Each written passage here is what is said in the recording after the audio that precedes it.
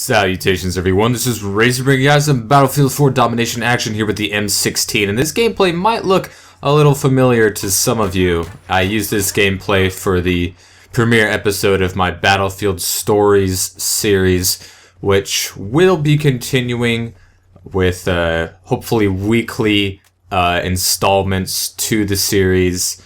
It just depends on if I have enough footage that week, if the script is done. Most of the scripts are mostly done, but it's all reliant on what kind of background footage I can get and if I have the time to edit. But all in all, it's really the footage that matters in those videos. You don't have to do a lot of editing, and I already have the script filled out, so the commentary doesn't take that long. But if you haven't checked out the premiere episode of my Battlefield Stories series, it is unlike anything else that I've done. It's a scripted, narrated series, and I'm definitely hoping to get one of those out later on in the week. But here I am using the M16 with the ACOG sights and semi-automatic mode. Nothing says, the American soldier like an M16 with an ACOG and firing semi-automatics. I mean, that's how you fire it in the fights, in the wars, because you just don't have ammo for days. It only really takes one bullet to kill somebody at the very least. So I mean, it maximizes your firepower as well as your accuracy. Obviously, the M16 can also be fired in burst or fully automatic in real life, but for the most part, you see it used in semi-auto mode because that's just what you want to do in those situations.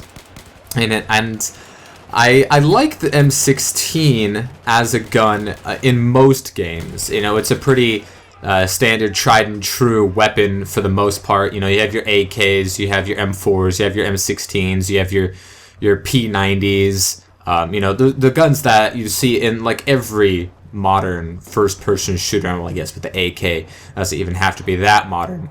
But anything since the Vietnam War, you've seen the M16 in all of its glory.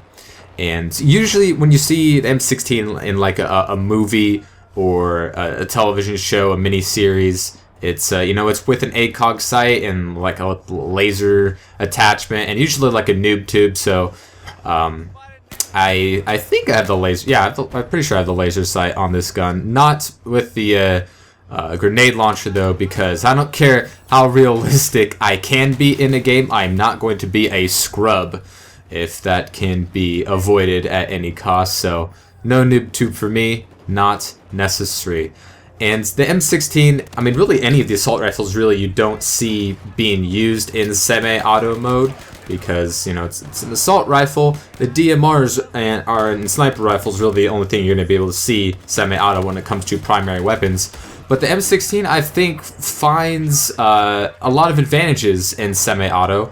It doesn't have as much recoil as any of your other DMRs that you see in the game, which are pretty not very much used because of how weak they are compared to any of the other weapon classes. Not to say that they're terribly bad. I still like using the DMRs on occasion, but with the M16 you can get a faster fire rate than any of the DMRs, also with a lower recoil, and you can be more accurate than you can in fully auto or even burst mode. There's nothing wrong with burst, but especially with these huge maps and being in the bigger game modes such as your conquests or your rush, or even some lines of sight on domination, as you can see right here.